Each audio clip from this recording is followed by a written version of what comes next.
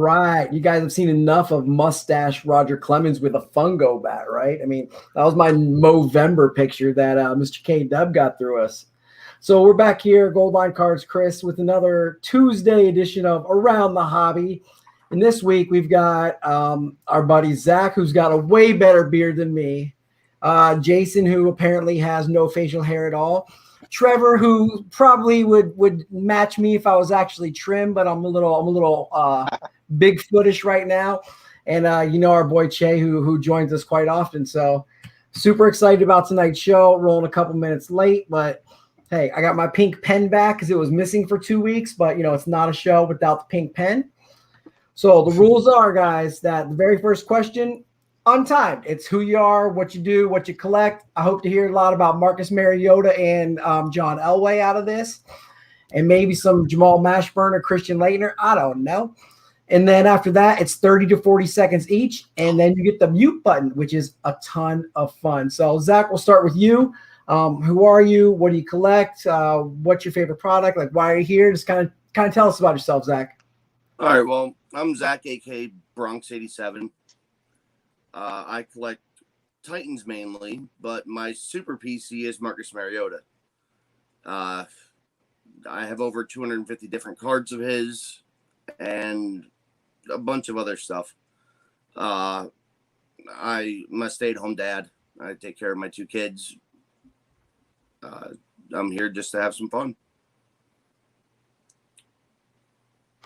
It might be the best answer I've heard out of all of them. I'm just here to have some fun. So we'll just kind of go around the corner. Jason, you're up next. You reached out to me. He's like, hey, man, I dig on the show, what you're doing there. Can I come on? I'm like, absolutely. I don't know you that well. We don't really interact so much. So I'm looking forward to getting to know you tonight. Tell us about yourself. Why are you here? Who do you collect? What do you do? The floor is yours.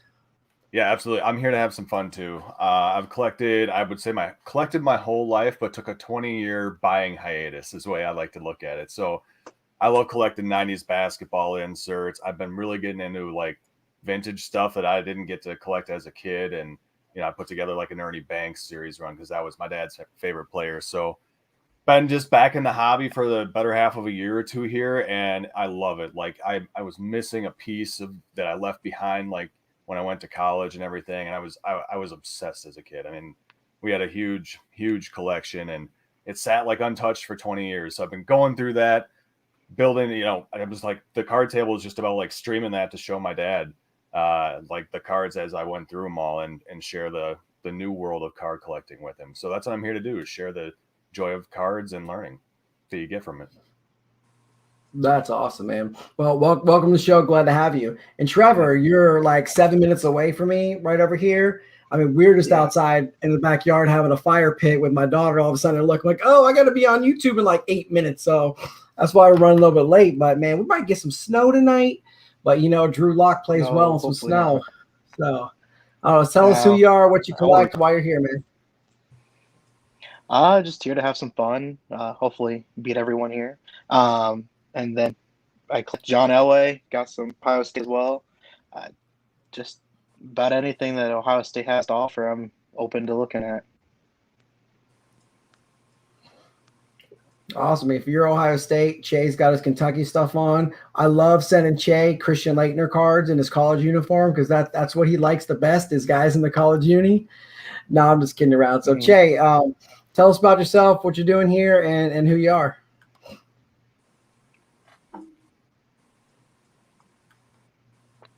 My name's Che. I'm Ian Sports Cards on Twitter. I'm here because I love hanging out with you and I love talking sports cards. Jason's story reminds me a lot of my own. I just got back into the hobby January of last year, so I'm about 15 months back into the hobby after taking about 20 years off. My cards went untouched for 20 years.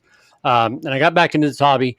And when I got back in, I just really found that I just had a passion for chasing those cards that I missed as a kid.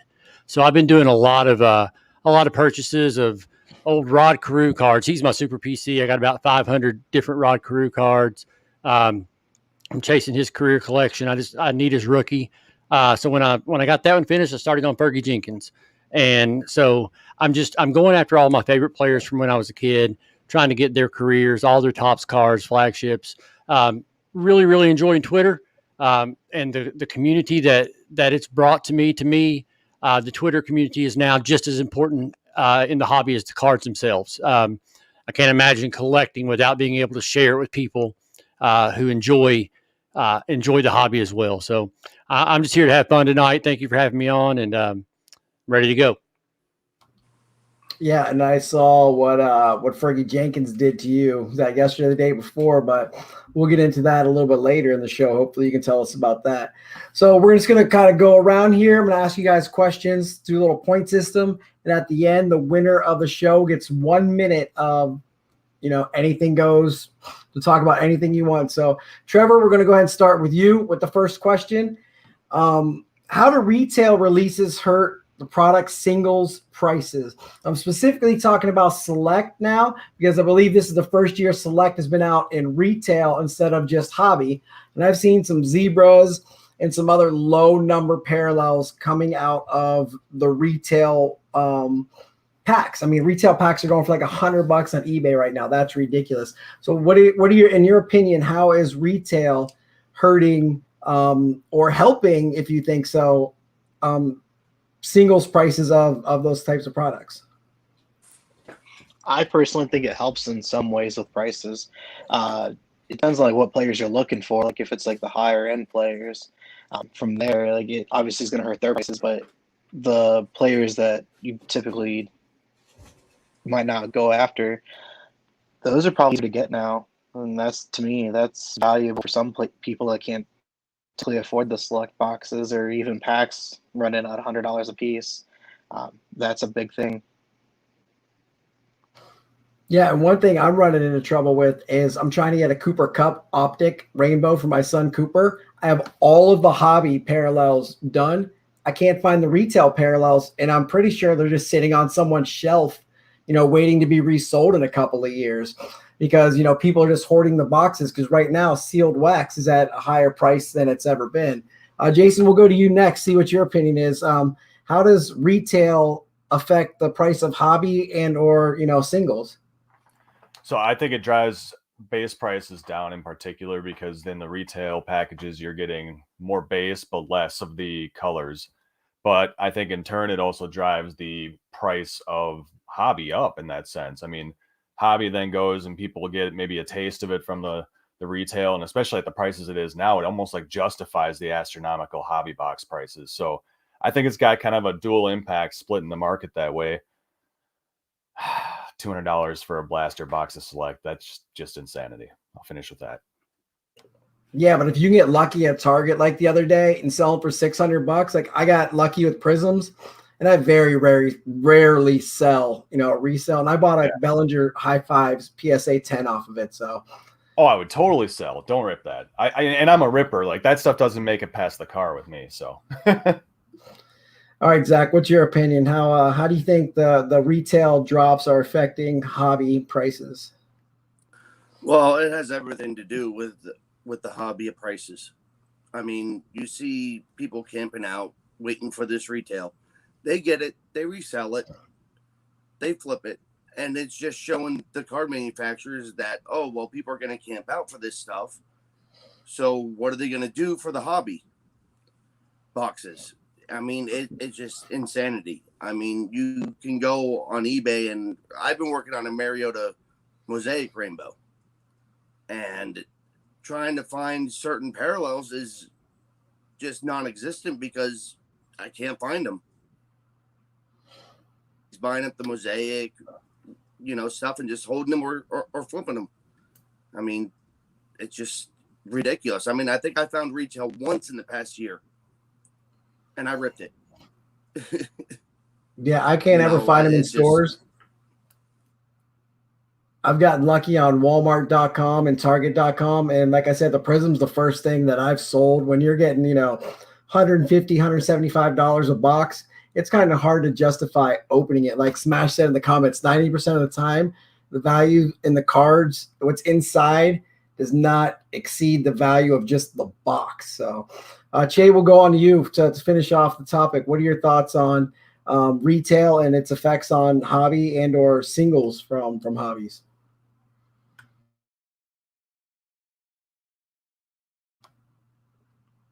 Unmute. Sorry, I muted myself. I had some. I mean, I will mute you here. later because you got 30 seconds. You will. But all right, so my 30 seconds starts now. I didn't get to hear what everybody else said. I've got some technical difficulties going on here. You know, I know you and I were talking earlier, and I didn't get to hear what you said to these guys, but, you know, I don't think it's the fact that maybe people were seeing like the lower print zebra in the retail.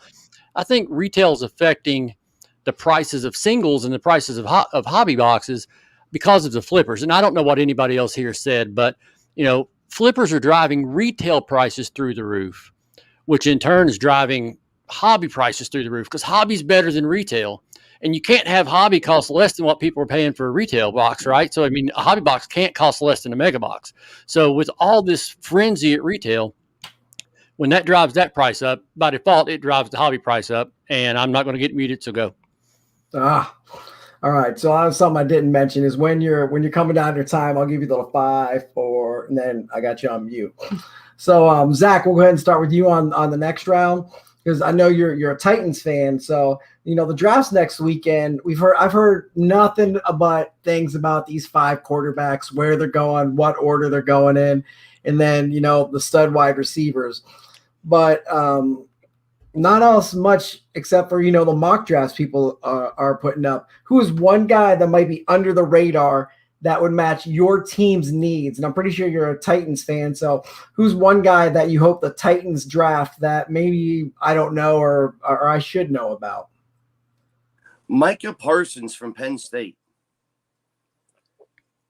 We need defense more than we need any other position. I mean, it's just boiled down to it. We need somebody who's fast, who can get to the ball, get to the quarterback. And Micah Parsons seems to me like he would fit in our system very, very well. And what pick number do the Titans have? Do you know? I think it's 21 or 22. Yeah, Micah Parsons going to Denver at 9, so you're not getting Micah Parsons. So Trevor will tell us all about it here coming up. Jason, we'll move on to you next. Who's your squad and who you hope they draft that is someone that, you know, that's unheard of, maybe a day 2 guy or something? Yeah, for sure. So I'm a Vikes guy, as miserable as it can be. I think the Vikings also have to go with somebody on the line in their first round draft pick. So I'm not going to deal with that one, either an offensive tackle or an edge guy. That's what they need to pick up in round 1. I'm going with Rashad Bateman from the University of Minnesota. I want to see him stick around, and I think they could use a really good third receiver. And if he can drop to the 3rd round, I think that's a really good pickup to bolster the already formidable twosome of Thielen and Justin Jefferson. So that's my answer. Awesome. So they're going to try to catch up with Cortland Sutton, Jerry Jeudy, and KJ Hamler then, because that's what my squad's got right now. Trevor, I know you're a Broncos fan, so tell me who we're taking on that I don't know about yet, buddy. Tell me. I hope like late rounds, Sean Wade, because I mind at least for corner. I mean, granted, he didn't do last season, but that year before at Ohio State, he just really shined, and that's something like I know the team needs, but I also wouldn't mind seeing Micah Parsons getting taken, or even Zaven. I forget his last name. I wouldn't mind seeing him go, or even honestly, Justin Fields would be kind of cool to see, just to kind of shock everything. But other than that, it's hard to tell, especially with the new GM. Before you could kind of tell how Elway was going to act. Absolutely got the new GM coming in, and you know he's not a lock drafter, so we'll see if they move on or what they do. Che, who's your squad, or do you have a squad? Are you gonna? What Kentucky guy's going somewhere? I don't know. You nailed that part. The Bengals, man, the Bengals are my team. They got the number 3 pick. Obviously, I think they got to go with that offensive lineman out of Oregon, Sewell. I mean, they got to protect Joe Burrow. I mean, that's no ifs, ands, or buts about it. But my under the radar guy, hopefully, you know, he's not going to be a second day guy. You know, I saw him go as high as, 15 in some of the mock drafts, but I looked today and CBS Sports has him down at 40. And so Bengals had 38th pick in the 2nd round. Jamin Davis, University of Kentucky linebacker, 6'3.5", 245, 42-inch vertical, ran a 4.37 and a 4.41 40 at 6'3", 245. Had several several interceptions this year. He can drop in coverage. He can play. He can cover running backs coming out of the backfield. He's a beast in the middle. And the Bengals, I mean, they need help everywhere. Least sacks in the league on defense last year. So we get a good O lineman in the first round, Jamin Davis in the second round, and I'll be happy. Awesome. And Smash is over here giving us a rundown of the draft order. And Trevor, I'm going to piggyback and say I wouldn't mind the Broncos taking Ian Book, quarterback from Notre Dame in a late round. Like I'm a lock believer. I don't think they're taking a quarterback that early. I think they owe Micah Parsons or Patrick Surtain, or I think it's Farley from Virginia Tech with a cornerback or linebacker. But who's the backup? Nobodyville Central again for like the 5th year in a row. You've never heard of a guy, or maybe it's Brett Rippon. But Ian Book's a guy who's got mobility, he's got heart, and he's really smart. So I think he's a guy who could be a good locker room guy. And, he's not going in the first round, probably 4 or 5 maybe. I've heard up to 3, but I'm a Notre Dame fan. I've watched him for 4 years. All he did was break all of the records. So he's got some skills there. So next segment is buy or sell. And I'm going to go in the order of Che, Zach, Trevor, and Jason, just because that's how I wrote it down on my paper. So it's going to be about 10 seconds. I'm going to ask a question. You're going to say buy or sell and kind of just why, just real quick. All right, so Che, we're starting with you. Buy or sell, Ronald Acuna Jr. is the best player in baseball. Do you mean is he the best player on the Braves? I mean, he might not be the best player on the Braves. No, sell. Trout, Betts, Soto, he's sell. All right, Zach, Acuna Jr. is the best player in baseball. I'm going to buy it. I mean, he's young and he's been on a tear so far. So I'm just going to buy it for now. Trevor, buying or selling on Acuna being the best player in baseball? Definitely buying it. He's young. There's a lot of potential there. There's a lot of years to come. Jason, we buying or selling Acuna? Buying it. 40-40. That's what I'm saying. 40-40. What about 50-50? I don't know. Let's do the 40. Hey, man, I'll be happy if some of my Reds guys get a 2020 here. So, all right, let's go back to Che. Buy or sell, Shane Bieber is the best pitcher in baseball right now. Oh, right now? I mean, maybe right now, but I'm going to sell. DeGrom, 2 Cy Youngs in the last 3 years, came in third. And the other, 39% strikeout rate last year, gets no run support, hit DeGrom. So I'm selling. All right, Zach, buying or selling on Shane Bieber? I'll buy it. I mean, I don't really follow baseball like that, but I've heard his name more than any others this year so far, so I'll buy it. That's a good reason because he just broke some kind of strikeout record when he struck out all the Reds the other day. So, Trevor, we buying or selling not Justin Bieber? Definitely buying. Cleveland's a pitching factory when it comes to stuff like that. Absolutely. I mean, they had Kluber, Bauer, Carrasco, Clevenger. Now they got Bieber. Just imagine if these guys were still there. Jason, you buying or selling on Bieber? Selling. I think he's top 3, but DeGrom is the GOAT. All right, back to Che. Justin Fields is better than Zach Wilson right now today. That's a hold. No clue. I haven't seen either one of them play. I haven't watched an Ohio State football game in 10 years. If I gave an answer, it would be disingenuous. I've got no clue. I did read up a little bit on him on Fields. I have some hesitation on what I see from some of the write-ups. Che got muted. He went over his 10 seconds. So no, I'm kidding, man. You want to keep on talking? No, I'm good. I don't know. I'm just rambling because I don't know. All right, Zach, you buying or selling? Justin Fields is better than Zach Wilson. I'm selling it. Justin Fields doesn't have the downfield accuracy or vision as Zach Wilson does. I was watching highlights of the 2 all day yesterday, and just to me, Zach Wilson looks more like he's NFL Pro ready. All right, Trevor, Mr. OSU, go ahead. My answer is extremely biased, but I definitely buy that Fields is better than Wilson. Granted, I also think that because I've watched basically every game he's played and watched zero of Wilson's. And Jason, you buying or selling Justin Fields better than Zach Wilson? Buying. I think Wilson's a better technical quarterback, but Fields is a bigger winner. That's a great point right there. He's a winner. I honestly, Justin Fields was the consensus number 2 overall till like 2 months ago. Then it was Zach Wilson. All you heard was Zach Wilson. Kind of reminds me of Baker Mayfield when nobody thought Baker was going number 1 until like 3 days before the draft. It was like, wait, are they really going to take Baker over Sam Darnold? Because Sam Darnold was for sure number 1. Then Baker came out of nowhere, and now all of a sudden him and Josh Allen are superstars, and Sam Darnold's down in Carolina. So here's one that really cheesed me that happened today. The Topps NFT dropped today and had a lot of it sucked.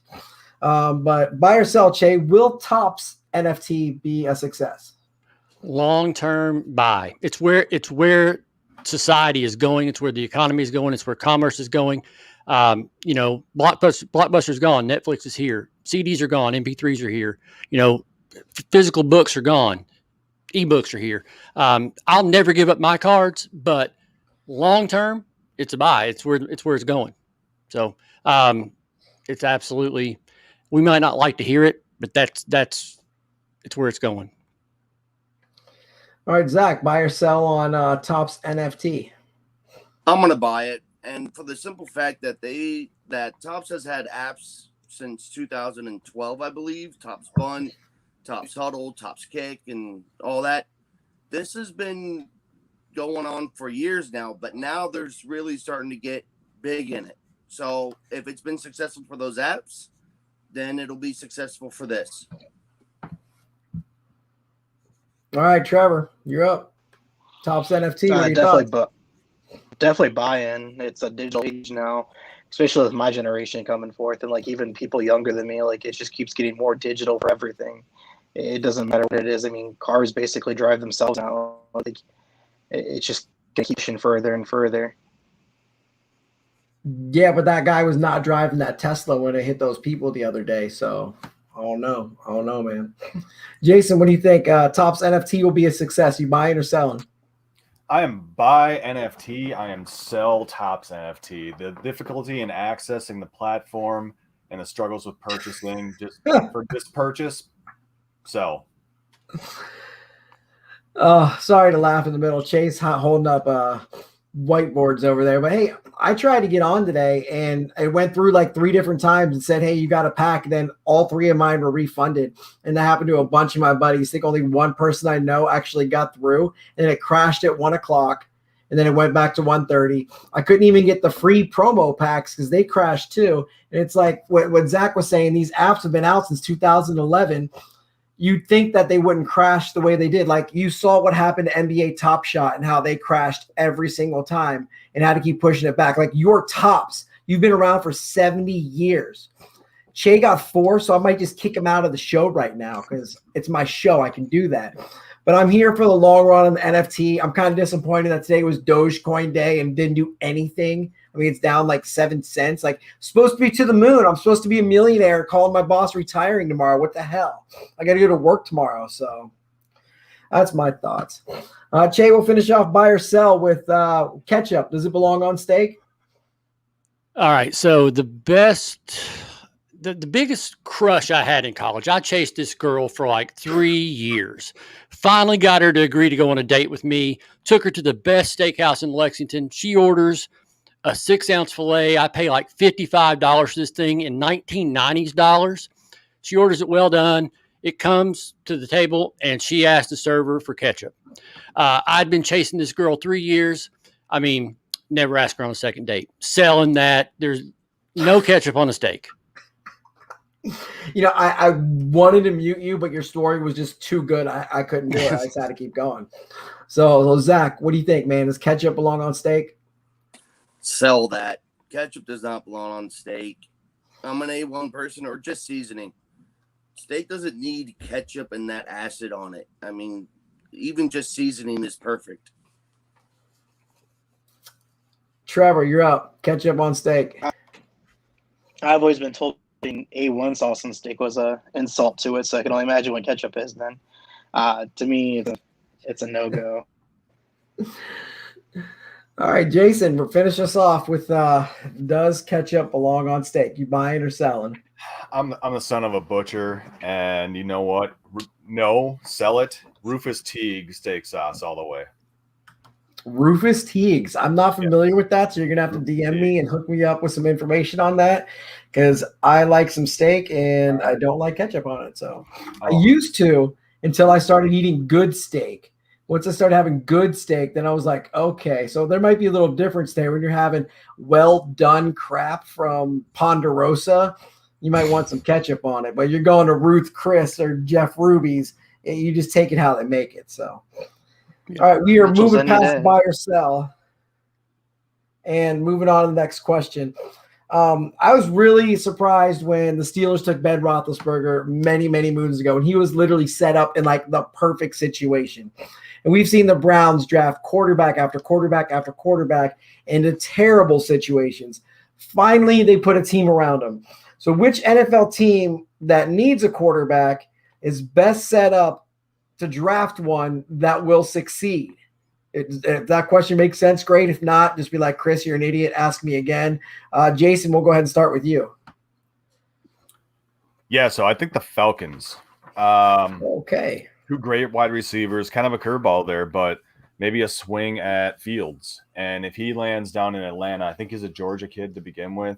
That could be a match made in heaven. So I'm going with the Falcons. They maybe need a running back, but Gurley's a good pass catcher if his knees hold up. Second pick would have to be San Fran behind that. I think they're in a good situation for QB to come in. But Atlanta. Trevor, what are your thoughts? Which team is best set up to draft a quarterback into success? 30 seconds because I forgot my timer and I'm going to start it now. So go ahead. Honestly, Jason said San Fran's a great one. And then I personally think that the Patriots are also another good one. It just also depends on how long Belichick keep coaching. Absolutely. That's a great point. It's not just, the team around you, but the coaching staff. San Francisco's got Kyle Shanahan out there. And like you said, you're talking about Belichick. Zach, go ahead and let us know which team is set up to draft the best quarterback. Young quarterback to set him up for success. I'm going to have to say Denver. Okay. They're going to need somebody else other than Drew Lock. I mean, how many times has Drew Lock gotten hurt? I mean, you can't really be a good team with your quarterback always hurt. Wow, did not expect that team to be mentioned tonight, but I love it, and I'll talk about that when it's my turn. Che, who do you got? Zach stole my answer. Denver Broncos, but I've got a better reason. My reason is much better than Zach's, and the reason is simple. I want to win this. I know who the host is, so Denver Broncos. Chase playing the game here. But hey, you know what? Denver's got a loaded offense. They've got Tim Patrick, who's one of two NFL wide receivers to not drop a ball last year. Cortland Sutton coming back off injury. Jerry Jeudy had the worst year ever. He's never dropping 7 balls in a game ever in his life, and he'll never do it again. KJ Hamler, Noah Fant. You got Albert O coming back off injury. Offensive line's upgraded. They're going to have a top 10 defense. I don't think people understand what a top 10, I'd say a top 5 defense, what that does for an offense. I know they got rid of Phillip Lindsay, but they picked up a pass-catching running back and Melvin Gordon. Denver's going to have to outscore Patrick Mahomes. That's unless he gets injured, you're looking at the next 12 years of the AFC West looking up at Patrick Mahomes, unless you're going to have to outscore him. So that's great. My answer is going to be San Francisco because they've got loaded weapons and an awesome young coach. But Denver got me fired up to start talking about it. So that's awesome. Trevor, we'll start with you on this one. I have a ton of PSA slabs. I got, my Cody Bellinger stack just sitting right here. PSAs, my go-to. I know a lot of people like BGS. HGA starting to get some love, some hate. Actually, a lot of hate. But in terms of value and what I can buy a PSA 10 for compared to an SGC 10 or an HGA 10, within the next 5 years, where will these all rank in value? Will there a new company show up, or is PSA and BGS going to be king, or can any of the other ones catch up to them in terms of like a PSA 10 of a Juan Soto rookie or an SGC 10 of a Juan Soto rookie? Like in 5 years, how do those match up? What are your thoughts? I definitely don't think PSA is going anywhere, especially when they open back up. And if they keep things flowing evenly, like just smoothly with no issues, I don't think they're going anywhere. But my personal favorite, it's always been, I don't know what it is, but those slabs just look a lot better to me. Even gold, black, whatever. I'm just sold with theirs. But I definitely think if HGA could really analyze their the AI technology that they claim they use, I would believe it a little bit more than what they say.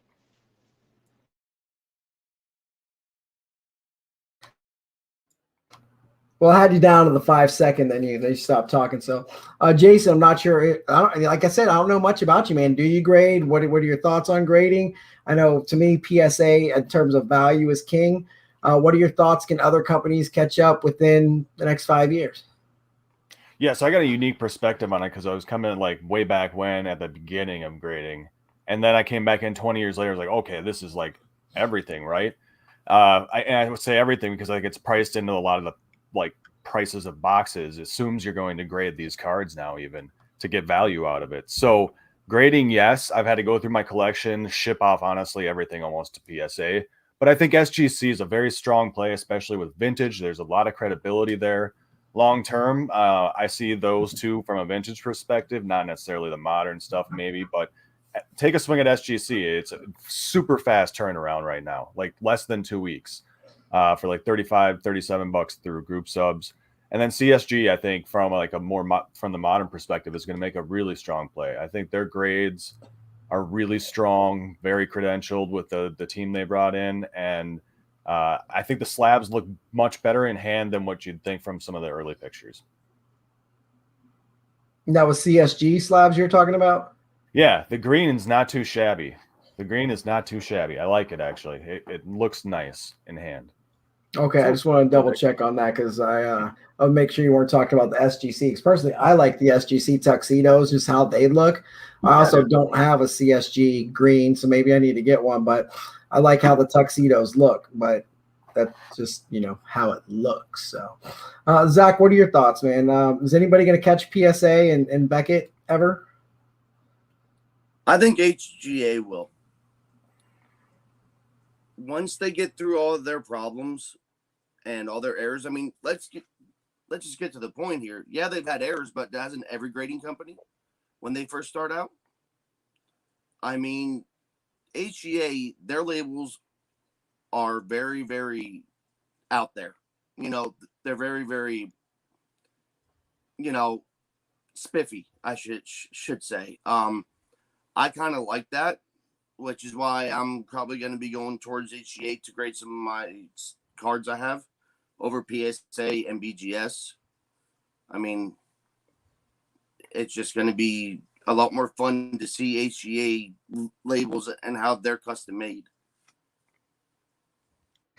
Yeah, I mean, imagine if you had, it was my Von Miller mini rainbow. If you had each one of these graded with a, card type base HGA slab, I mean, that would look great as far as, that's a PC item. I would never sell it again, but I'm kind of talking more in terms of value. Like if I'm going to sell something in 10 years, personally, I think PSA and BGS are the kings, unless a new company comes in that can actually do AI like HGA said they were going to. But, they got to get some footing under the ground. And Che, you and I have talked about it often enough that please share your thoughts.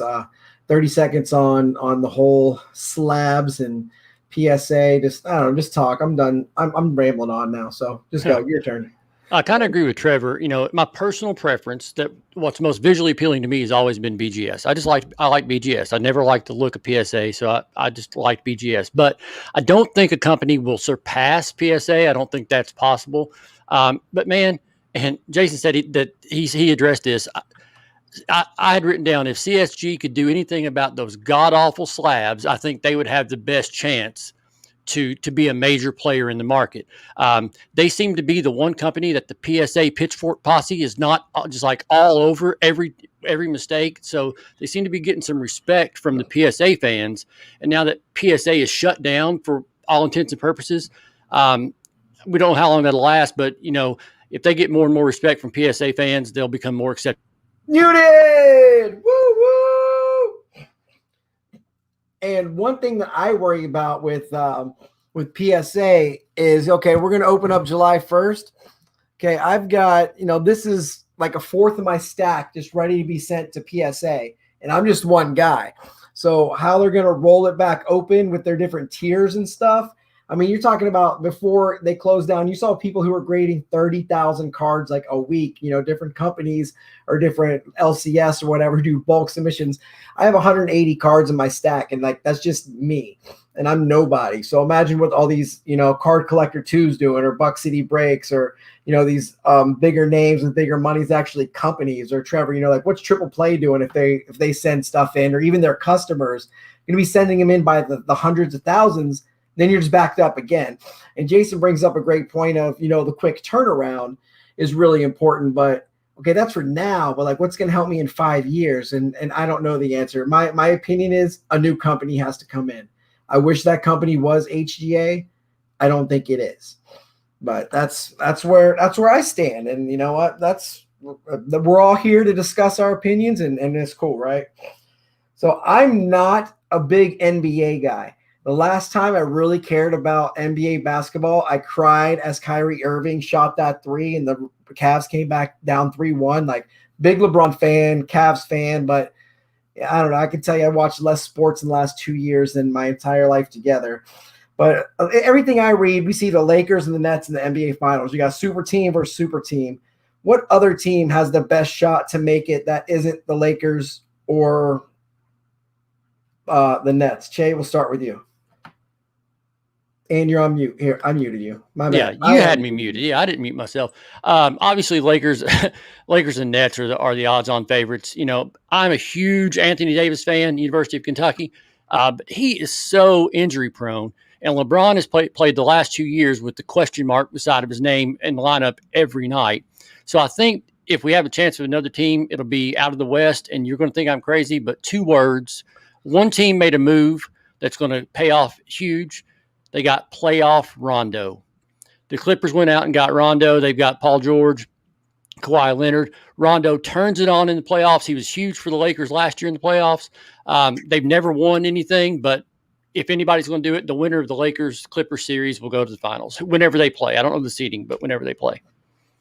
Oh, perfect timing there. All right, Zach, what do you think, man? Anybody's not the Lakers or the Nets from both sides, who are you taking? 30 seconds. Sixers. I mean, the Sixers they have Embiid, Simmons. They have a good starting team. And even, with losing to Golden State the other night, I mean, they still played hard. And the Sixers, they never give up. I mean, So that's what I think. It's going to be the Sixers. Yeah, I think everyone's losing to Golden State right now with Steph Curry scoring 85 points a game. So that's some kind of ridiculous streak he's on.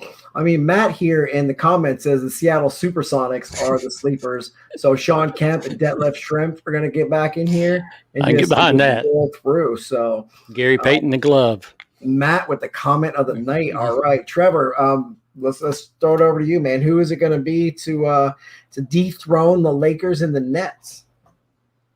I was thinking Utah Jazz for a second, but I haven't really followed basketball too much this year. I'm more of a LeBron fan. I'll follow him basically wherever he goes, but for what I've paid attention to, I definitely think the Lakers. I don't think anyone in the East is doing anything.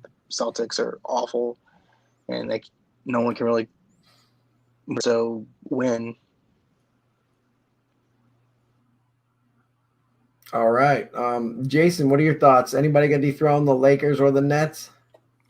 Yeah, I'm going to have to go against what Trevor just said. I think the Celtics actually out of the East have a good chance because they'll play defense, and the matchup's not great against the Nets, but like they've got enough options on offense to overwhelm, and everybody's been hurt, and that's everybody in the NBA this year. It's like injuries abound, right? So it's more of a war of attrition, and that's why I also think out of the West, then Phoenix, they play great team ball. Chris Paul came in this year. They've got Ayton down low, and they got Booker just running wild. So I think they can explode and go deep in the playoffs. Awesome. Then we got Tom over here saying the Nuggets, Cole saying the Suns. I was going to say the Utah Jazz. So Smash is picking the refs to win the NBA Finals. So, the Zebras coming through with the whistles. All right, here's an interesting question that I just thought of yesterday morning. It's like, hey, I want to know your opinion on this. And Trevor, we'll start with you because I know you've got autographs and low number stuff. So would you rather have a low numbered to 10 or less variation of your favorite player, or like a base card auto of that favorite player, like a mass produced auto or a variation of 10 or less? I've got a little bit of both, but to me, I like the idea of the low numbered, like the harder to get, the more sought after. Makes me want to search and dive around, really just focus on one specific item that I really want. And like recently, I've finally got something I've been looking for. It was an auto, not auto, but a Elway printing plate. And I'd rather have something like real sought after. Wow, Elway printing plate. We're gonna have to set up some DMs after this. I need to check that out. Maybe I'll come over this weekend or something. I need to see that. That's beautiful. Che, what do you think, man? Low number Jamal Mashburn or Jamal Mashburn auto or Rod Carew? I don't know. Pick your guy. I'll take the Jamal Mashburn number to 10 auto that if I had to choose between the two, I'd go auto. It adds the personal touch, the character. It fits with my collecting style. It gives it some meaning.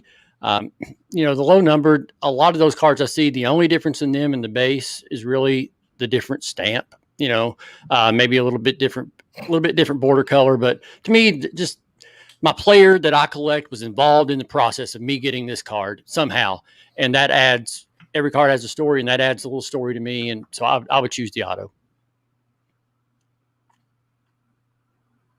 And who haven't I asked yet? Because I've got confused. So I've asked Trevor and Che, right? So Jason, you're up. Well, Che, I think you sold me on like the auto take there. I was going to say the lower serial number, assuming that the auto is not a sticker auto. It's got to be on card. So I'm definitely going on card auto versus the low serial. But low serial, if it's just like a sticker auto, that type of thing out there with no serial, that type of thing on the autograph. Just like you said, base autograph, I'm going with the lower serial number. Even if, assuming it's got sparkly stuff and really pretty, and my daughter's going to be like, ooh, Dad, that's really cool when we open it in the mail. So that's the less than 10 sparkly one. Hey, that's a great point you guys make, is on card to sticker. That's not even something I considered when I had this question. Zach, what are your thoughts, man? Would you rather have a low numbered card that there's not very many of, or an auto of your guy? Well, I have both already. I have printing plates, I have autos already, but to me, I'd rather have the low numbered base. You know what I mean? Only because I already have so many of his autos. I need the low numbered base now to go along with the other base cards I already have. So I'm just into collecting the Mariota cards that I don't have at this point. Oh, I'm going to show off my out of 10 Elway auto game used, but it is a sticker. I just noticed that, and it kind of broke my heart a little bit with you guys talking about it. But for me, it depends on the guy. Like if it's John Elway, give me an auto every day of the week. I don't care what card it is because it's John Elway. But like Cody Bellinger is a PC of mine. I'd rather have an out of 10 than a Cody Bellinger autograph. So I guess it might be like, to me, it's variables that that are included too. Like, I was racked with this Champ Bailey, Aqib Talib, and this is out of 5. That's my only Champ Bailey and Aqib Talib autos, and it just happens to be out of 5. But I'd much rather have that card, just a base with their autos on it, than no autos and out of 5. So I think to me, it's who the person is. Like you were talking about, Zach, with your Mariota specific. So I think mine would change. Like Elway, I want your autograph. Drew Lock, I want your 101. Cody Bellinger, I want your 101. Christian Laettner, I want your autograph. So to me, it depends on the guy. So that's a great round table discussion. And Smash is over here. We need to talk about this real quick. He's side plugging the Ripping for the Cure is currently at $24.2 thousand. I'm sorry, he said now $24.4 thousand. And then he was talking about a little PC he has that is his birthday PC, which is 310. So he collects cards that are numbered 3 out of 10. So he got me this into it. So I got this Jerry Jeudy for my son, Jerry Jeudy auto, and it's 4 out of 7. Because my son's birthday is 4/7. So I wanted to plug Smash and Ripper for the Cure real quick and show off my card because it's my show. I can do what I want. So whatever, right? Last question, and then we'll shut it down, declare a winner. You guys can chat, and then like I said, the round table has been really cool afterwards. If you can stick around, we'll just chit chat for a little bit. If you watched last week, Buck City Breaks offered John a college scholarship if he came to OSU. So, good things happen on this show, and we just have a lot of fun. But last question, and then if you got a dip, whatever, if you want to hang around, that's cool too. But Zach, we'll start with you at this one. And last night, Patrick Marleau for the NHL broke the record for the most games played ever. Name a long-standing record or streak that you think will never be broken, and one that you think could be broken soon. And there's no time limit on this question and across all sports. All right. So the one that will never be broken, Will Chamberlain's 100-point game. I mean, the closest anyone's ever got was Kobe. And he had, I think, 81. So I don't think anybody's going to be able to score 100 points in an NBA game. So that record is safe. But the one that will be broken, Jerry Rice's career receiving yards. I think that one can be a broken, especially now today in the NFL as it is now with more of a passing league. Even though Derrick Henry's running the ball like a monster. I mean, it's more of the quarterback league now, which is in turn going to benefit the receivers. That's an awesome answer, and I really didn't think anybody was going to go that way. Jason, what are your thoughts? What's one long-standing record that'll never be broken and one that you think will fall soon? I love this question. I had a lot of fun just kind of like looking at different things, and I tried to pick a few to make sure that like I had one after I went last. So I'm going to use Ricky Henderson's steals record. If you look at how many stolen bases that dude had for like how many years running, it'll blow your mind. It's almost, I won't say the other ones, but there's a couple other records. If like we can talk about more of them that are just astonishing. Go ahead. Tell us about them. We got time. Gretzky's points record. My God. Like, I was alive for some of that, but I don't remember all of it. But that, and Cy Young too. Like every Cy Young record is just like the amount of like games he pitched in and everything. Nobody will ever do that again. The one I think it'll be broken is the receiving yards in a game. It was 336 yards by Willie Anderson. I think that goes down sometime in the next few years here with like the vertical passing game and everything. I mean, Tyreek Hill and Patrick Mahomes are destined to break that record. That's what I think. My dog's barking, so that's fun. But yeah, you made a great point. I didn't think about the old school pitchers who used to pitch like, Che was talking about, or maybe it was my dad was talking about, one of his Pirates guys pitched a no-hitter in the 10th inning and lost. Like, you don't see these guys pitching with, every third day or, twice in the same day on a doubleheader anymore. It's every fifth day. They're on a pitch count limit. I think that there's so many of the pitching records just aren't going to go down anymore. That's a great point you made there. Trevor, what do you think? What's a long-standing record that won't be broken and one that will? Obviously, the first one I think that's going to be broken is probably LeBron on the scoring record. I think if, depending on how many more years and how healthy he can be, I think that's definitely the next record that's going down. And then the one that I don't think will probably ever even get touched again is probably Cal Ripken Jr. I don't think that's going anywhere.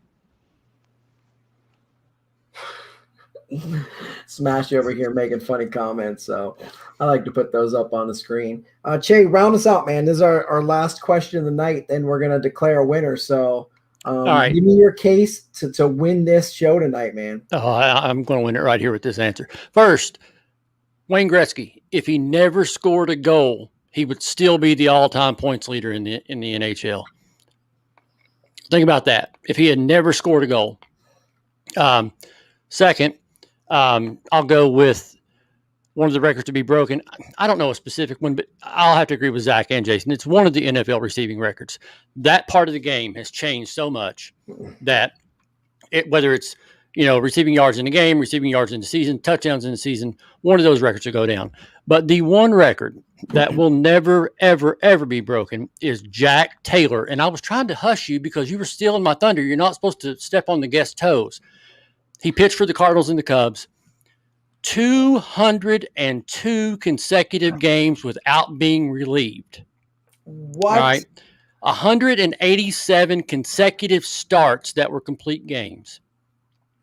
And then 39 complete games in one season. In the middle of all those starts, he did have 15 relief appearances where he did not get relieved either. So 39 complete games in the season, 187 consecutive starts that were complete games, 202 consecutive games where he was not removed. If this mic weren't on a boom, I'd drop it right now because you can't beat that. There's no way that you're beating that record. I'm flabbergasted. I mean, I had the winner. I had it written down. And then Che, you literally came in at the end with that, and you just won the show at the very end with your mic drop. And I'll go ahead and drop the pen. I'm gonna ramble on here for 8 more seconds before I give you your minute. But that was super close, whole bunch of fun, and you literally won it there with the very last answer because I already had somebody else circled as the winner. And you were in third place, so you jumped over 2 people to come in there. So 1 minute uninterrupted time is yours starting now. Go. Okay, all I want to say is Tom P. Willis is watching with me tonight. He and I have teamed up to try to raise some money for a good cause. There's a foundation out there called the JED Foundation. It is devoted to mental health and suicide prevention among today's youth and young adults. If you go to my don't even go to my website. Go to my Twitter. My pinned tweet. We're doing a month-long fundraising event. We're going to have giveaways. We're going to have auctions. We're going to have direct sales. But I kicked it off last night. I'm giving away this Blake Jamison Project 2020 Mike Trout autographed by Blake, numbered to 249. The case comes autographed. It's numbered as well, and Blake did a splatter thing on it. I decided we had $100 that we'd already raised. We have a goal of $2,000. We raised $100 in the first night. So I said, if we can get to $300, as soon as we get to $300, I'll give this thing away. So we're up to $220 now. If you would give $10, you'll get 1 entry to win this. If you give multiples of 10, if you give $20, you get 2 entries to win this. As soon as we get to $300, I'm giving this away, and then we're gonna go with something else. People have been donating to us. I know Jen's watching tonight. She donated a Prism basketball hanger box we're going to have. We've got a bunch of stuff. We partnered with Lauren Taylor from Project 70. She's going to donate a dual autograph print with her and the athlete that autographed it. So we got a lot of big things planned between now and mid-May, but we're going to just kind of roll it slowly. We don't want to, we got Smash watching tonight. He's got a great thing going with Ripping for the Cure. We're not trying to interfere with that or step on that. This just kind of happened organically because Tom and Lauren became best friends over a tweet, and it just kind of popped up. So I know there's a lot of things you can donate to, but if, mental health among youth is important to you, I've got 2 kids that are about to become teens. They've had a lot of strain and stress with this COVID and not being around their friends. And it's just something that's important to me. And I wanted to share that. You can find information on my website, ensportscards.com, or just go to my Twitter and look at my pinned tweet. And there's a link on there that'll direct you where you need to go. So thank you for the time. Appreciate it, man.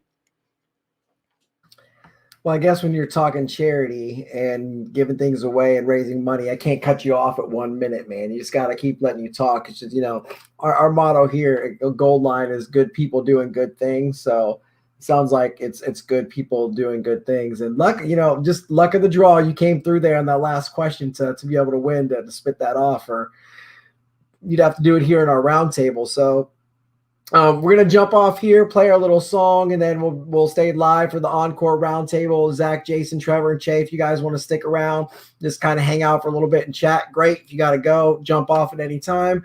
I just want to say thank you to you guys so much for coming on our show tonight. I know you can do a lot of things on your Tuesday evening.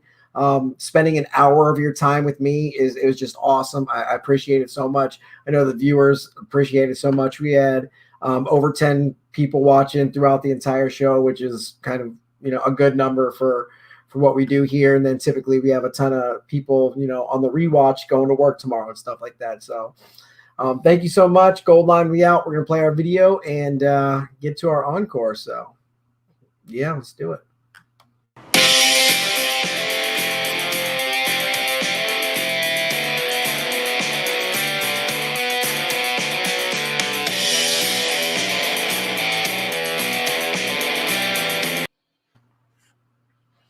All right, remember, we are still live. You can go ahead and unmute yourselves, just kind of chit chat or whatever. But Jason, man, I had you as the winner the entire time. Like, I had your name circled on my paper here, if you can even see that. And Che he came in at the end and swooped your victory from me, man. I'm sorry. I fully agree with that decision. That was good. I never heard that, actually. Didn't see it anywhere. I was going through a bunch of lists, like doing research, like trying to find some good ones, and that was a really good one. I like that. Awesome. What kind of hat you got on tonight, Trevor? Looks like a Ryan Geist. Yep, went there about 3 weeks ago. Nice. We tried to get down there. We went down to opening day for the Reds and missed it, but we just had an Elvis juice from Brewdog here before we came in. But love that brewery down there. So how do you get the mohawk to stand up straight like that, Zach? I mean, I'm trying to put my wife into letting Cooper have one all summer long. So how can I get my son to have his stick up? Gorilla Snot. It's this gel. Got it at Walmart, and you put it in, and then it just stays up. More firm, the better. Yep. And trust me, this stuff does not wash out for like 2 weeks. How do you sleep? And it will stay straight up when you go to bed and everything. Wow, that's incredible. So Jason, with pillow on both sides, right? Like just kind of like a press to keep it straight. No, I just use my hands. I've always wanted to have one. Never been courageous enough to, though. Like, it was supposed to be this high, but we cut a bunch of it off over the weekend so I could spike it up. Nice. So, Jason, I'm really interested to know how you found me to reach out to come on the show. And, I've never really interacted with you before, or just, hey, man, I like to come on the show. Like, how did that whole process happen, or how'd you find us? Not Nolan Ryan. Yeah, Ryan. On Twitter, he said something, like retweeted you were looking for a spot. I was like, hey, I got some time on my hands recently, had a little change in job situations, and I've just been doing my thing at the card table, do a little podcasting, a little live streaming, just experimenting, trying to make content and just have fun. Sharing the joy of sports cards, honestly, sports cards in general, right? So like I was just saw it out there. I was like, all right, I would like to I haven't really done any video stuff or been on anybody else's show, and finally was like, well, might as well go do some of that stuff instead of just trying to like do the podcast or whatever the heck I was doing. I don't know. It's just been a lot of fun. So thanks for having me. I really, really appreciate it. It's good to talk with you all, and like I just love learning from folks like you all doing this. I got a question. I haven't interacted with Jason much at all. So you said doing your stuff with the card table. What are some of the things you do? What's kind of tell us about that? So it started as this is not a sob story, but I was like in a car accident, and I'd heard sports cards were hot again. Hadn't touched this, like the room in our house of sports cards, in like 20 years. Heard sports cards are hot, and I'm like, I heard some things. I'm like, I know I have those, like a handful of some of these things. And so I went to my dad and he's like, nope, don't touch it. Don't touch it. And I'm like, well, you have to do something with this stuff. And so I started taking some stuff home because I was immobile. I was just like laying on my stomach and I'm like, I can go through cards. I get a little iPad, started like Googling and eBay and stuff. And that's where it all started. And my dad's like, well, I want to take part in this. I'm like, I can't really help. Like, I can videotape it or, like web stream it on Twitch and like show my dad what I'm looking up and like introduce him to like this new world of sports cards that didn't exist 20 years ago when we left the hobby. So, and then I just took it from there and started having more and more fun and talking to people and like really started a little podcast to just ask questions and learn because I had so much catch up to do. It looks like you got a bunch of baseballs and baseball bats behind you. Is that what that is? Yeah. There's balls. I mean, we were like 20 years ago when I learned to read and count with cards and memorabilia. I was that little kid at the card show running around when I was like 4 and 5 years old. That's definitely my daughter. So yeah. Yeah. And then I like, it's like an abrupt stop in like 99, 2000. So like this stuff just sat around. I mean, it's my whole, like my mom's house is just full of this stuff now. And it's like, she's like, I don't know what to do with it. Take it, do what you want with it. And so it's just been a gradual like card archaeology, going through all this stuff, getting it authenticated. Like those are all, like in-person autographs. So I have to get it all authenticated. Like this is my son Cooper's collection because his name's Cooper. So we got the optic rainbow I was talking about for Cooper Cup. So there's his, but my daughter's got the 2019 Jesse Winker Chrome, only needs 2 left. And according to the trading card database, she's 5 and she has the world's largest Jesse Winker collection. I mean, she's got to have like 50 Winker autographs and, cards and rookies and stuff. What's great about kids is nobody knows who Jesse Winker is. Like if you're not a Reds fan, you have no idea who he is. And the only reason she likes him is because, her first pack of baseball cards, she could recognize the logo and she opens up this card. Says, hey, it's a Reds card. And I'd say it's Jesse Winker. She liked it, so she started collecting it. And, half her collection's like just sent to her racks from the hobby. Because do you want $3 or do you want to make a kid happy? Like 99% of the people here are going to send you, a Jesse Winker to make your kid happy. And I'll never ask for them. I'm not gonna be like, hey, Jason, you got to send me some cards because you're on my show or you're a jerk. Like that's like the worst thing ever. But like if just people, I'm not asking for Mike Trout or Luka or Trey Young or Zion. It's Jesse Winker. People have probably him in your commons stack in your closet. I know, like JB Old Town Cards.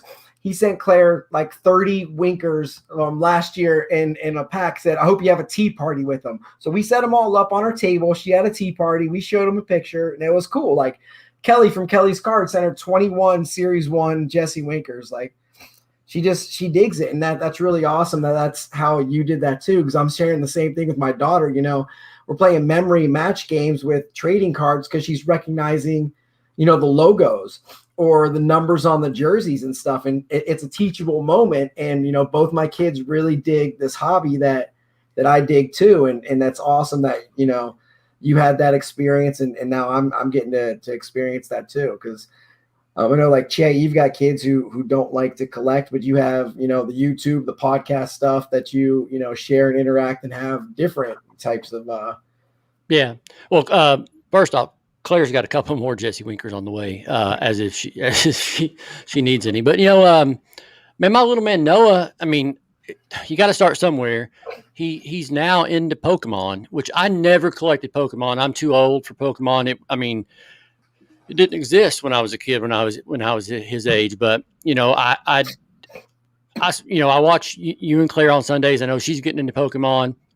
But Noah, he's been in and out of it, but I'm finally getting him to the age where he wants to collect them and he wants the sleeves and he wants the top loaders and he understands, okay, this one goes in a sleeve. This one goes in a top loader. It goes in the box. It's not to be played with, just in a game.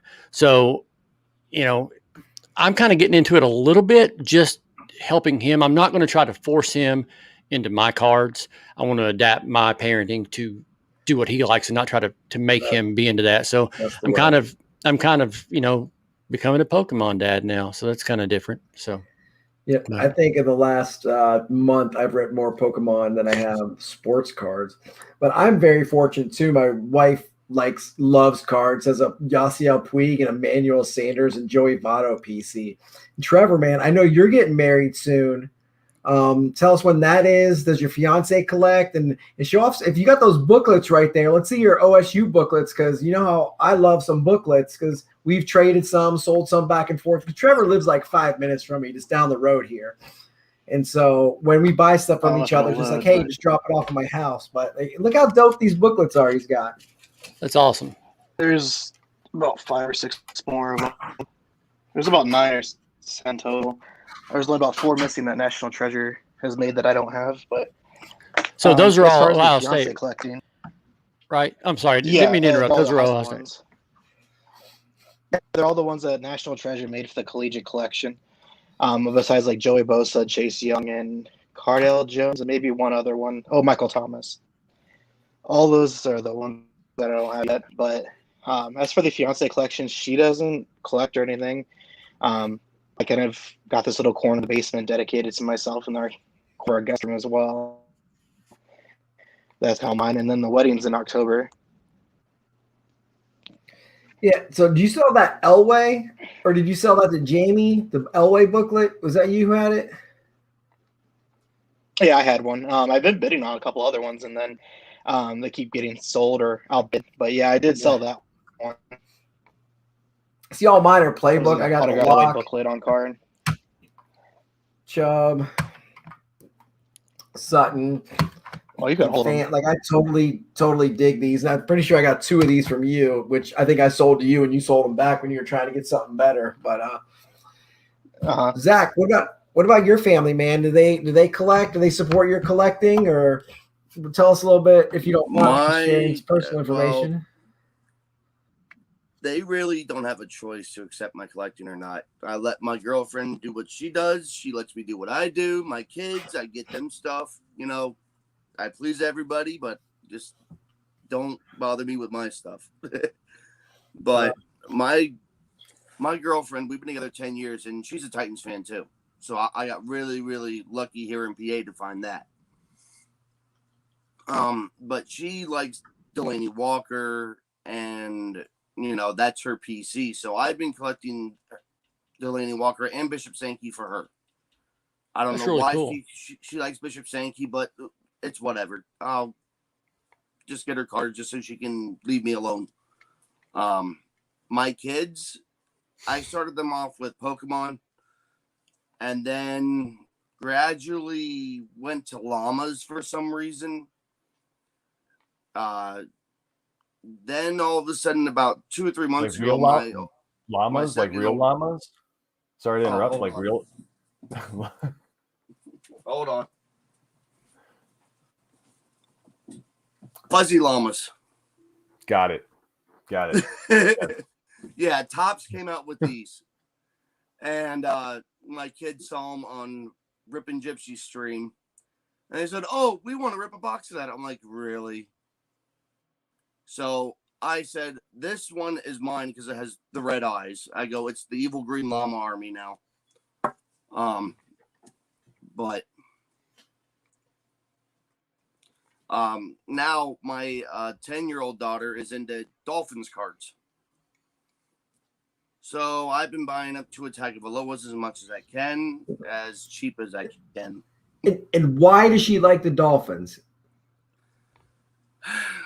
Well, I grew up as a Dolphins fan.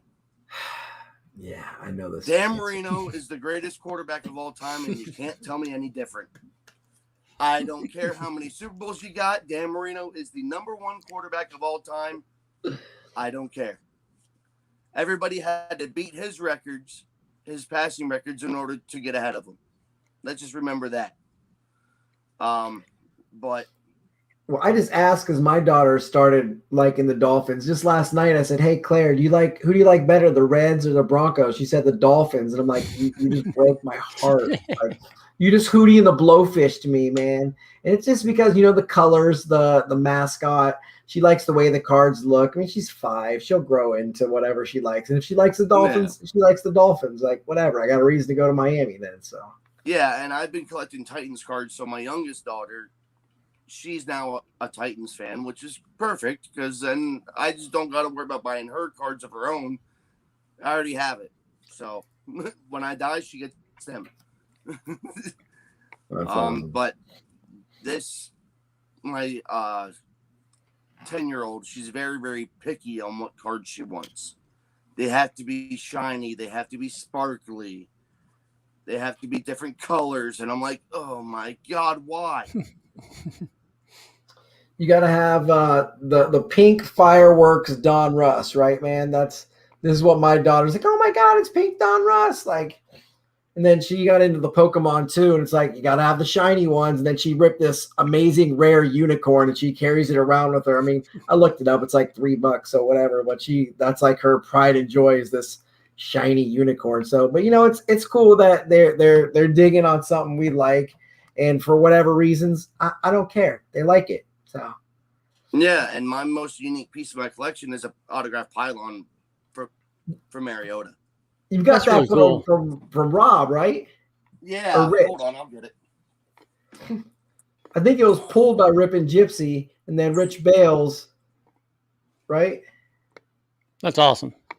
Or was it Robert Ballas had it? Yeah, he had it for a while, and I was like, I gotta wait till I have the money, but I messaged him and I was like, do you still got that Mariota pylon? He's like, yeah. I go, how much you want for it? And he gave me a deal, and I was like, okay, I'll take it. So then we got the case for it, so now it's up on the shelf on the wall. And then Where do you find a case? Huh? Where do you even find a case like that for those? Amazon. I should have guessed. Amazon. Yeah, I got that case, and then I got a full-size helmet case for my Javon Curse helmet. And then I got a 3 mini helmet case for my 3 Mariota autographed mini helmets. Well, Jason, I can see all this stuff behind you, man. What kind of memorabilia you got to share with us? So what's a cool baseball or a bat or something sweet you want to show? Oh, sure. Absolutely. This is cool. We got a Kirby Puckett game used autograph bat from like Kirby Puckett fundraiser in like 1996 or something like that. Wow. And so, like, that's awesome. It was really funny. My mom just was going like through the papers and everything the other day, and she found the receipt, and my dad, for whatever reason, had written it in my name as buying it, and it was like a $260 in a silent auction at this event that my dad picked this thing up at, and it's not cracked or anything like that. Black, beautiful, huge silver autograph. So this is one of my treasures, and I don't know, good story to it as well. So That's amazing. Amazing. Ah, yes, the treasures of yesteryears. That's what it's been all about. So, And I gotta roll here in a few minutes to get my daughter to bed. But Che, I wanted you to share your Twitter story that just happened, where something really awesome happened to you on Twitter. Yeah. You think? No. So if you don't follow me or you didn't see what happened yesterday, I spoke on during the show how Rod Carew. I mean, you probably can't see it. I mean, this room is nothing but Rod Carew cards, autograph photos. He's been my number one super PC for as long as I can remember, but I finally kind of like got to the end of it. It's like, what do I do now? So I decided Fergie Jenkins. I loved him as a kid. The tail end of his career is when I first started watching baseball. I just really liked Fergie Jenkins. I liked him a lot. And when I got back into this hobby last January, I was going through my old cards, and all I had of him was a 1971 Topps. It was just beat all to crap. It's not mint, but it's mine, and I loved it. So when I finished the career, I was like, I'll go for Fergie Jenkins. So I started ordering some of his older cards, and then I found him on Twitter. And man, that guy's funny. He's interactive with the fans. He knows cards a little bit. He knows how important his cards are to the fans. So he's always talking about cards and stuff. So I've been following him for a while, and he liked some of my tweets, which I thought was the greatest thing ever. So when I started getting a new card of his, I would tag him. Hey, got it, got the 1967 Fergie Jenkins, and I would tag him, and he would like it, and I would kind of fanboy out. But anyway, he signed a bunch of cards for Allen and Ginter this year, and they haven't been released yet because Allen and Ginter hasn't been released. But he was doing a Twitter giveaway. Retweet this to win. And I rarely retweet those, but I do it every time Fergie gives away something. And man, I was driving yesterday and I got to where I was going and I pulled my phone out and I've got like 35 notifications. And I'm like, what in the world is going on? I've usually got like, 8 at the most if it's been a while. And I open it up and it's a tweet from Fergie Jenkins saying, hey, Ian Sports Cards, add this one to your collection. And it's one of those Allen and Ginter autographs that's going to come out later this year. And he's like, just DM me with your info. And I was just like, I was just like in disbelief, but I will treasure that card forever. It'll find a place to be on display at all times. But I was telling Chris, and I even wrote about it a little bit on my blog. That was awesome. But to see the genuine joy and reaction of all the retweets of people that I've interacted with who know my collection. I was talking about how I couldn't imagine Twitter. I couldn't imagine the hobby now without the Twitter community. Just so many people saying, oh my gosh, this couldn't have gone to a better place. This is where that card needs to be. I can't believe what I'm seeing right now.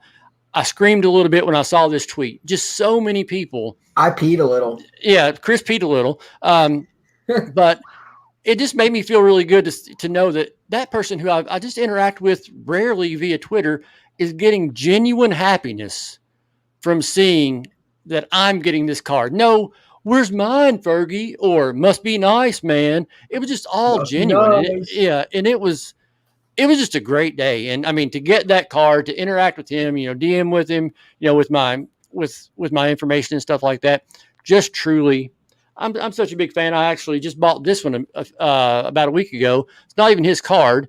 It's a 1973 Pat Corrales catcher card, but they had a collision at the plate. And, so sweet. That's how I started following him. He tweeted like a really self-deprecating tweet making fun of himself for this card. And I saw the tweet and I was like, that's really cool. That he is into cards. He knows his cards and, he's laughing at himself. He's a great follow. If you don't follow Fergie Jenkins on Twitter, he gets it. He gets it. And he's a cool dude. But thanks for bringing that up, Chris. It was a great day. It was one of my best days in the hobby in my life. Yeah. Well, I'm going to jump off here. Does anybody else have anything you want to talk about or throw out there, whatever, before we jump off? I got to get my daughter to bed because we are way longer than I thought this was going to go, but it was just so awesome. I'm having a ton of fun. You guys all stayed, so I assume you're having a good time too, but anybody want to chat about something? I just want to say one more thing. I want to say thank you to you and everybody else who, made something happen for me in the past 2 weeks. Thank you. Yeah, because you had your birthday, right? Yeah. And a bunch of people sent you some nice stuff, though, right? Yeah, like this. I haven't put it up on the wall yet. Is that what we got you? Yeah. Holy moly, that's sweet. Yeah, 16 by 20. That's awesome. So Zach just tells me it's his birthday, right? No idea that anything. I'm like laying in bed or something. And all of a sudden I put up my little group, hey man, it's Zach's birthday. We need to get some money together. Of course, everybody's down. So I said, hey, me and my pals got together, X amount of dollars. Go pick yourself out something on eBay for that much and we're paying for it. And he did. He said, this is what I want. I said, it would be easier for me to buy or you to buy. I said, honestly, it'd be easier if you bought it and I'll just PayPal it to you, so we skip shipping in the middleman. So he got it. We PayPal'd him, and happy birthday to you, man. So that's perfect. Yeah. Thank you for showing that. I hadn't seen that yet. So I wondered what you'd gotten. So that's awesome. Yeah. I've been swamped with my kids still being in virtual school. So I'm trying to catch up on everything still. I got more racks I got to send out over the next week before I go on my trip next week. I'm going out to see Rip and Gypsy and hang out with them next week. That'll be fun. That'll be fun. When is that? They're like an hour from me. May 1st. You know what? I'm gonna be on the show with them, but I'll be here because that's when they're doing my giveaway. I'm giving away a shadow box from Carolina Card Collector that night. So Smash is gonna tweet out some stuff about that, but I'm not gonna be up there. But I'll be joining the stream live that night too. So that's awesome. I'm glad you'll be there. I think I'll be there for that also. Sweet, sounds great. So it's gonna be awesome. And the day before that, I'm going to see family. So just gonna hit it all with one trip. It's a way to do it. Yep. Awesome. All right. Jason Well, and Trevor, you guys got anything? No, I was just enjoying listening to everyone talk. It's nice for the wisdom.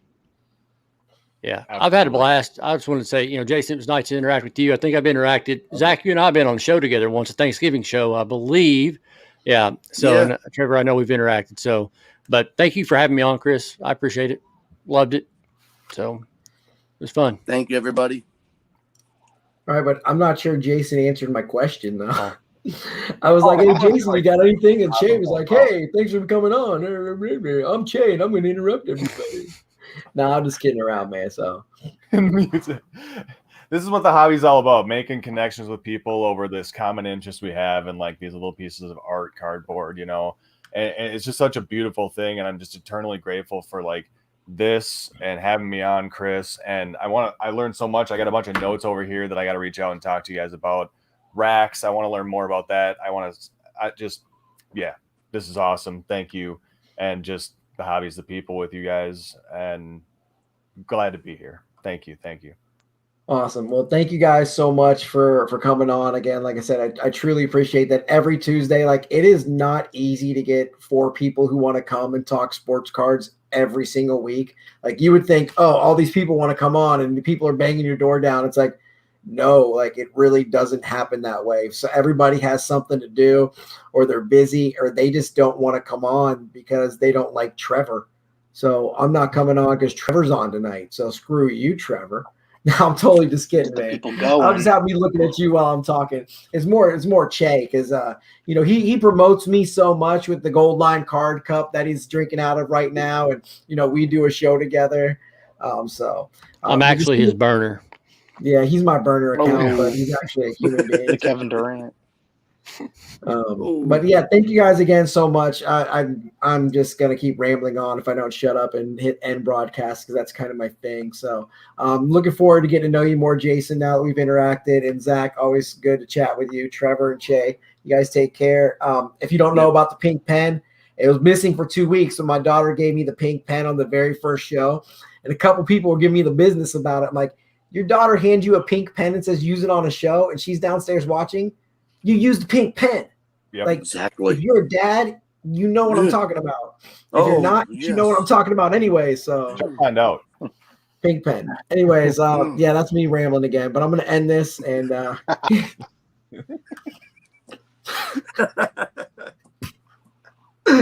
right. Good night, guys. I'm still Good night. talking. Night. See you guys.